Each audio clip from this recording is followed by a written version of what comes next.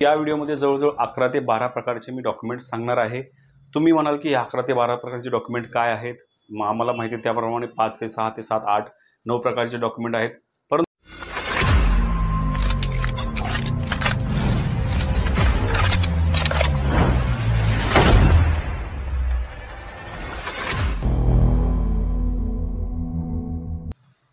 नमस्कार मित्रांनो, स्वागत आहे तुमचं फौजी महाराष्ट्राच्या आपल्या मराठी चॅनलमध्ये। मित्रांनो, आजचा जो व्हिडिओ आहे तो आहे की पोलीस भरती। प्रत्येकाला लक्ष लागले की पोलीस भरती कधी येते, काय येते। फेब्रुवारीच्या दुसऱ्या आठवड्यात जाहिरात येणार होती, परंतु अजूनपर्यंत ते जाहिरात आलेली नाहीये। आपण भरपूर असे यूट्यूबवरती व्हिडिओ बघितले असतील की त्याच्यामध्ये सांगितलं होतं की आपली आचारसंहिता लागू होण्याआधी ही ॲडव्हर्टाइज येईल, परंतु जी काय भरती आहे जून जुलैच्या नंतरच सुरू होईल। माहीत नाही कधी होईल, काय होईल, परंतु ॲडव्हर्टाइज येईल का तर येईल, लवकरात लवकर येईल। इलेक्शनच्या आधी येईल का तर ही 100% सगळ्यांना माहिती आहे, येणारच आहे। त्याचं कारण तुम्हाला चांगलं माहिती आहे। तर मित्रांनो, ही जी ॲडव्हर्टाइज आहे, ही जी आपली पोलीस भरतीची जाहिरात आहे, ही जाहिरात येण्या अगोदर आपल्याला काही गोष्टींची पूर्णपणे काळजीपूर्वक ह्या गोष्टींची पूर्तता करायची। ते म्हणजे काय? आपले डॉक्युमेंट्स। कारण मित्रांनो, तुम्ही पोलीस भरती जेव्हा येते तेव्हा त्याच्या आधी तुम्ही जवळजवळ 1 वर्ष आधीपासूनच तुम्ही लेखीचा अभ्यास करता, तुम्ही त्याच्यानंतर फिजिकलचा अभ्यास करता, ह्या दोन्ही गोष्टींचा अभ्यास करता। मेडिकली तुम्ही फिटच असता। थोडंफार तुम्हाला त्याचं नॉलेज घेणं आवश्यक आहे का तर आहे। आपल्या चॅनलवरती वेळोवेळी तुम्हाला गाईड केलं जाईल की मेडिकल कसं होतं, काय होतं, जर पॉईंट असतील ते कसे दूर करायचे। परंतु मित्रांनो, कुठेतरी हा एक पॉईंट येतो, म्हणजे काय? आपलं डॉक्युमेंट्स। कारण मित्रांनो, भरपूर असे विद्यार्थी आजपर्यंत सुद्धा मी पाहिलेत की आपली आर्मी भरती असू द्या, SSC GD असू द्या किंवा पोलीस भरती असू द्या, सगळं काही ठीक असतं, सगळ्या काही गोष्टी होतात, परंतु कुठेतरी डॉक्युमेंट्समध्ये ते बाहेर निघतात। तुमच्या आसपास असा कोणता विद्यार्थी असेल त्याला विचारा त्याचं दुःख काय आहे ते। कारण की मित्रांनो, डॉक्युमेंटमध्ये बाहेर पडणं म्हणजे खूप मोठी गोष्ट झाली असं मी म्हणतो। कारण सगळ्या गोष्टी तुम्ही पूर्णपणे तुमच्या हाताबाहेर हातात नसताना सुद्धा तुम्ही त्या मिळवता, परंतु डॉक्युमेंट्स हे तुमच्या हातात असतात तरीसुद्धा तुम्ही तिथे काहीतरी चूक करून ते तुम्हाला कंप्लीट करता येत नाहीत।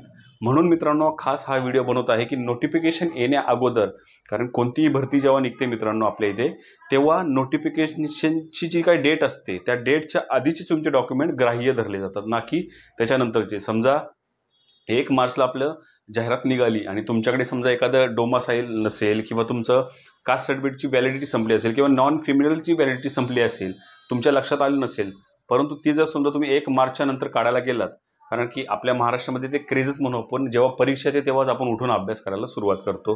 तोच रूल इथे लागू होतो की जेव्हा आपण फॉर्म भरतो, फॉर्म भरल्यानंतर आपण डॉक्युमेंट जुळवायला सुरुवात करतो, आपण फिजिकलची प्रॅक्टिस करायला सुरुवात करतो। काही विद्यार्थी आहेत सुद्धा असे, परंतु ते कुठेतरी चूक होऊ नये म्हणून हा व्हिडिओ आहे। तर हा व्हिडिओ मित्रांनो, व्हिडिओ शेवटपर्यंत बघा आणि व्हिडिओ आवडला तर नक्की लाईक करा। त्याचसोबत मित्रांनो, तुम्ही आपल्या चॅनलवर जर नवीन असाल, तुम्हाला जर आर्मी, नेव्ही, एअरफोर्स तसंच पोलीस भरती, SSC GD अशा प्रकारच्या भरती करायला आवडत असतील किंवा इन फ्युचर त्यामध्ये तुम्हाला भरती व्हायचं असेल तर नक्कीच तुम्ही आपल्या चॅनल सबस्क्राईब करू शकता। त्याचसोबत आपल्या आसपासच्या मित्रांना, मैत्रिणींना शेअर करू शकता आणि आपला हा जो चॅनल आहे तो सबस्क्राईब करू शकता।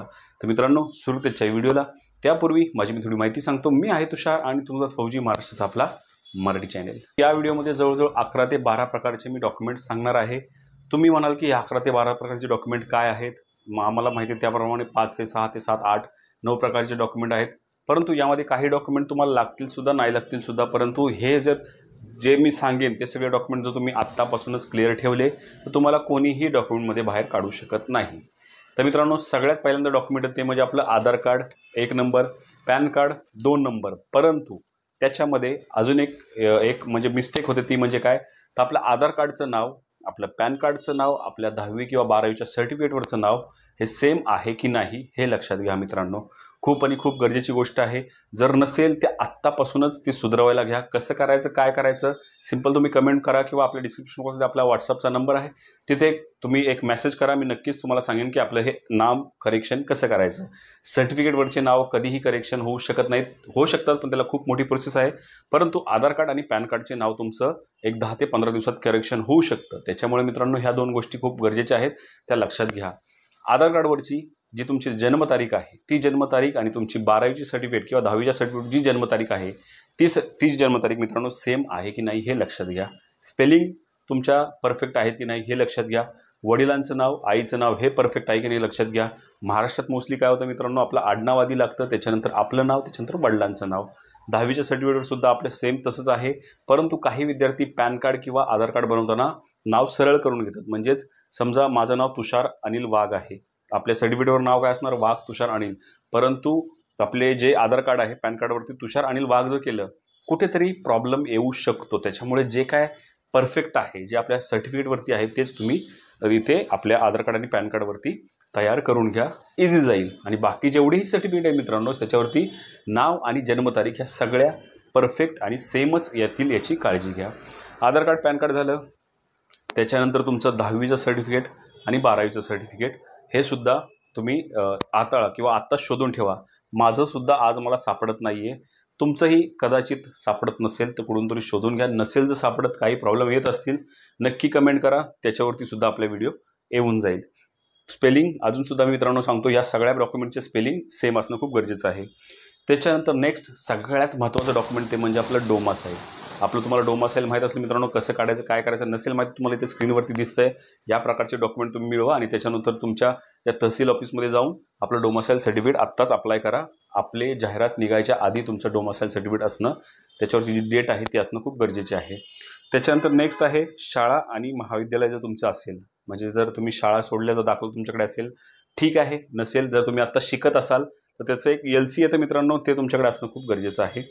त्याच्यानंतर नेक्स्ट तुमचं ते येतं म्हणजे कास्ट सर्टिफिकेट. आता कास्ट सर्टिफिकेट कोणाला लागतं मित्रांनो, एक ESBC मध्ये असतात किंवा SC किंवा ST OBC VJNT या कॅटेगरीमध्ये जर तुम्ही असाल, म्हणजे जनरल सोडून अदर कोणत्याही कॅटेगरीमध्ये असाल तर तुम्हाला कास्ट सर्टिफिकेट लागतं.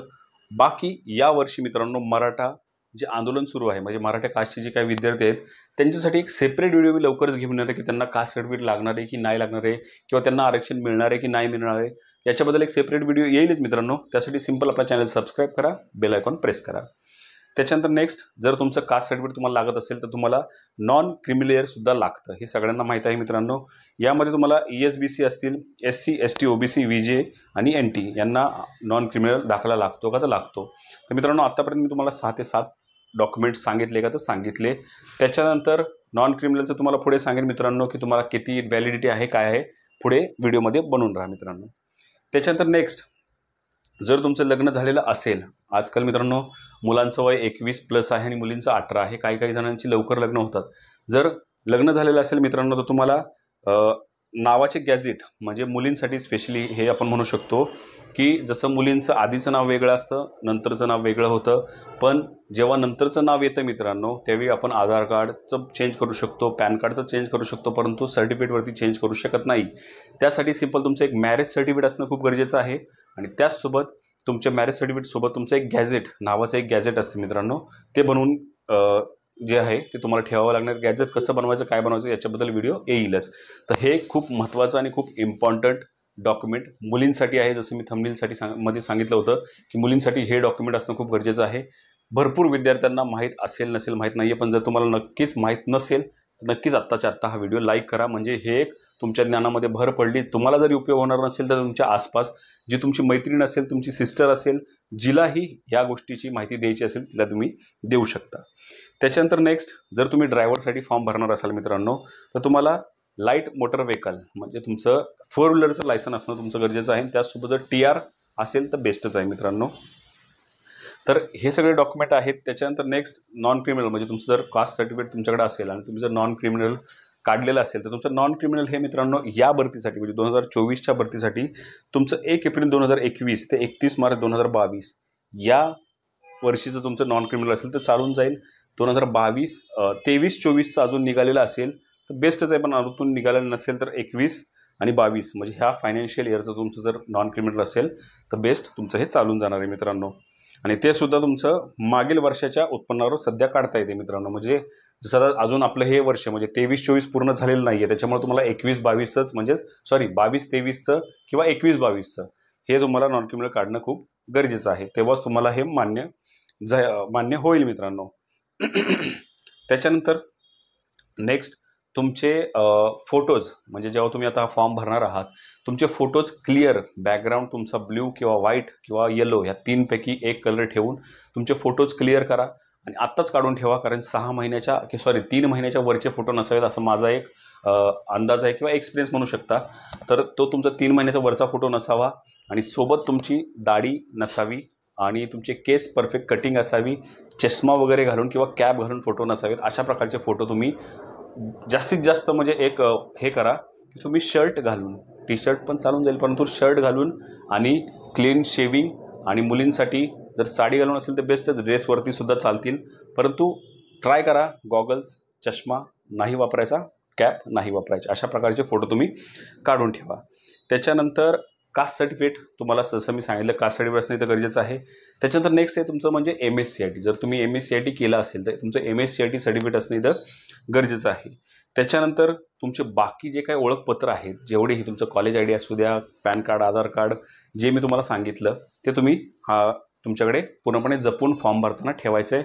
आणि अजून एक गोष्ट मित्रांनो, जेवढेही तुमचे डॉक्युमेंट आहेत त्याच्या जवळजवळ 4 ते 5 झेरॉक्स करायच्या, त्या ट्रू कॉपी करायच्या. ट्रू कॉपी म्हणजे काय मित्रांनो, जे गॅजेटेड ऑफिसर आहेत त्यांच्याकडून त्याच्यावर स्टॅम्प आणि साईन घ्यायच्यात. आणि ओरिजिनल डॉक्युमेंट आपले जे आहेत ते घरामध्ये एक अशा ठिकाणी ठेवायचे की जिथे भिजणार नाहीत, हरवणार नाहीत, फाटणार नाहीत आणि पेटणारही नाही, अशा ठिकाणी आपल्याला ते ठेवायचे. आणि ज्या कॉपी तुम्ही करचाल त्या कॉपी मित्रांनो, एक कॉपी तुमच्याकडे ठेवा, एक आपल्या आईकडे ठेवा. कारण की आपली आई आपल्यासाठी, मी तर सांगेन की तुमचे जे काही डॉक्युमेंट आहेत आपल्यापेक्षा जास्त ती सांभाळून ठेवू शकते. तर त्यांच्याकडे एक द्या, त्याच्यानंतर आपल्या भावाकडे किंवा बहिणीकडे एक द्या, आणि आपल्या जवळच्या एखाद्या मित्राकडे सुद्धा ठेवा. म्हणजे इन केस समजा तुम्हाला कधी भविष्यामध्ये त्याची गरज पडली तर कुठंही तुम्ही कोणालाही फोन करून त्यापैकी एक बंच मागवू शकता. त्याच्यानंतर नेक्स्ट मित्रांनो, जर तुम्ही स्पोर्ट्समधून फॉर्म भरणार असाल तर तुम्हाला स्पोर्ट्सचं प्रमाणपत्र नॅशनलचं असणं इथं गरजेचं आहे. तर अशा प्रकारच्या महत्त्वाच्या डॉक्युमेंटबद्दल मित्रांनो हा व्हिडिओ होता. आवडला असेल तर नक्कीच लाईक करा, आणि हा व्हिडिओ त्यासोबत आपला चॅनलसुद्धा आवडत असेल तर कमेंट आणि सबस्क्राईबसुद्धा नक्की करा. या व्हिडिओमध्ये काही सांगताना मित्रांनो काही माझ्याकडून जर चूक झाली असेल किंवा काही कमी डॉक्युमेंट्स सांगितले असतील तर नक्कीच तुम्ही कमेंट बॉक्समध्ये कमेंट करा, आणि त्याच्यावरती अजून तुम्हाला काय हवं असेल तर ते सुद्धा कमेंट करा. नक्कीच त्याच्यावरती व्हिडिओ येऊन जाईल. मित्रांनो पुन्हा भेटूया अशा एखाद्या नवीन विषयासह. तोपर्यंत जय हिंद, जय महाराष्ट्र, वंदे मातरम.